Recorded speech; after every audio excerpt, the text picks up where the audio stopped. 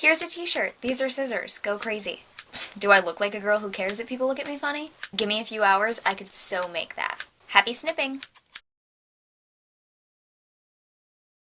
Hey viewers, my name's Cara, and today I'm finally going to show you how to make that rollover Paulie Bleeker shirt that I have in the intros to my t-shirt recons. The reason I didn't do this tutorial sooner is because this design requires a little bit of sewing, and when I first made the Paulie Bleeker shirt, I sewed it by hand because I don't currently have access to a good sewing machine.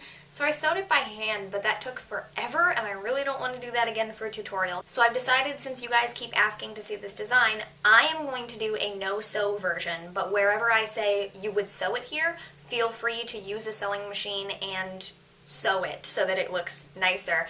But I've decided that I'm going to go with a no-sew version just so I can show you how to put the shirt together yourself. And since I did it with a Juno Paulie Bleeker shirt, everyone's been calling it the Juno shirt. But it's actually a project from this book, Generation T. It's number 42, and it's called the Rollover. So here's the shirt I used before unrolled, and that's with the top part rolled over. The basic idea is that this top part that rolls over on the top and goes off the shoulder is the bottom of the shirt that you will cut off, turn inside out, and sew to the top with a little bit of room here for your arms. I actually didn't like how much off the shoulder this was, so I made mine smaller, but then when I wear it, it doesn't fit very well and it keeps getting bunchy, so I would say go ahead and leave the bottom of the shirt wider off your shoulder rather than making it tight, because see, this is like exactly my shoulder width and you want it a little bit wider. Basically, it's sort of two parts. We're gonna find a shirt with a tube big enough to fit around our shoulders, and then the bottom half just has to be a piece that you cut and sew or tie, as I'm going to do,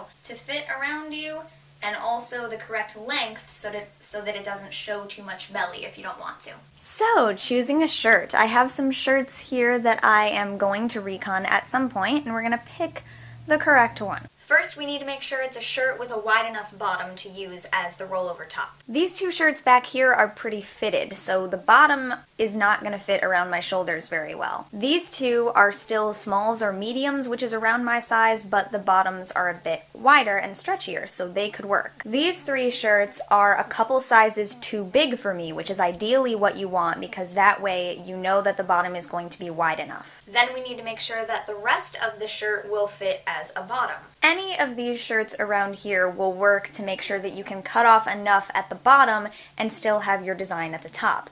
This shirt, however, the design goes all the way down to here. So you could still use this, and then you would have a little bit of this design in your rollover top, which might be a really cool look.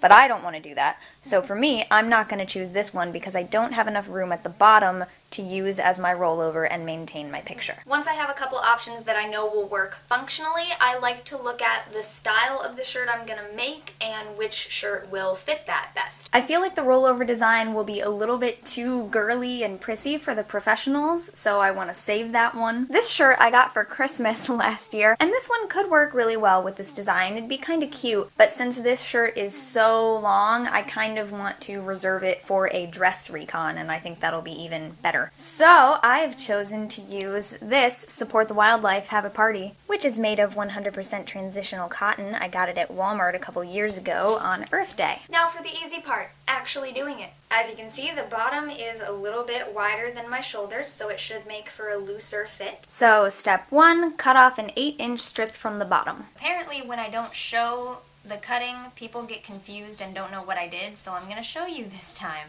I'm just cutting a straight line along the bottom, and I'm actually cutting off 7 inches. This is not going to be exactly a straight line, but I don't really care about that. If you have a cutting board also, if you're like a big sewy type person, if you have a cutting board, I would recommend doing that because this takes forever. These are really cheap fabric scissors from Walmart. And I have more than 12 inches left, so I'm pretty good. Generation T recommends having 12 inches left at least because that seems to be about the shortest torso size. Now that we have our strip cut off, the next step is to cut off the collar and the sleeves, so make this a boxy shape. Sleeves are gone, now I'm going to cut straight across right under the collar, saving as much of the fabric as I can. So right there, straight across, through both layers. Hopefully you started with a shirt that's a little too big for you, so cutting down the sides or sewing up the sides is not going to make it too small for you, because what you need to do now is cut from here straight down the sides to make it straight to get rid of this little flappy bit. And then that is where I'm going to tie in on the sides or tie them together somehow to get it in one piece. You can sew down the sides for this step if you want, either by hand or with a machine, but basically you just need to know your bust measurement or your chest measurement, divide it in half and add a few inches for your seams just to make sure that it fits snugly around you. Save your scraps, by the way. Okay, so I ended up not cutting straight across because this was going to be a little bit too small if I cut it straight.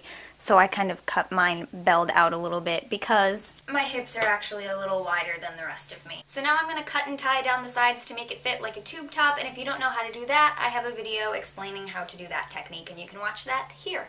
Here's this piece after it's cut and tied, and now we have to attach the top. Bring back your tube from the first step, turn it inside out, and center it above your tube top piece. Now we're going to measure in about 2.5 inches from each side and mark it somehow. I'm going to use safety pins. So we've marked 2.5 inches in from each side, and then this area in between the two is where each side is going to be sewn together. So this top layer is getting sewn to the top layer of this just between these 2 points, and then flip it over and sew the bottom layers together. Because this is such a small area on mine, I could actually hand sew it, but I've decided that I'm going to still do a whip stitch like it says, but instead of using a needle and thread, I'm going to poke holes all the way along the edge and use strips of fabric to sew it together. I've cut 2 strips, and now just pull them tight and they get longer and thinner, and this is what I'm going to use to sew my pieces together. So now I just have to poke some holes in between there and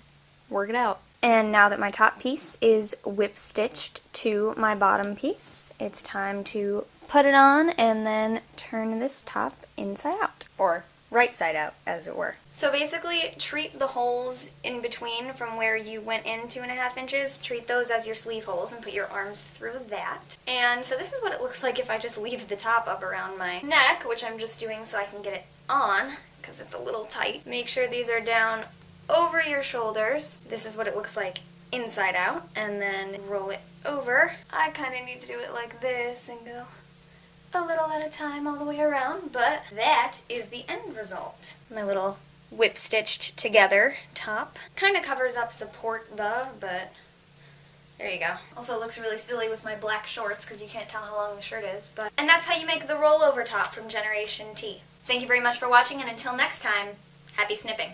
Bye! And just in case you're wondering how I fold it, because I know I'm particular about that kind of thing, top down, sides over, and up.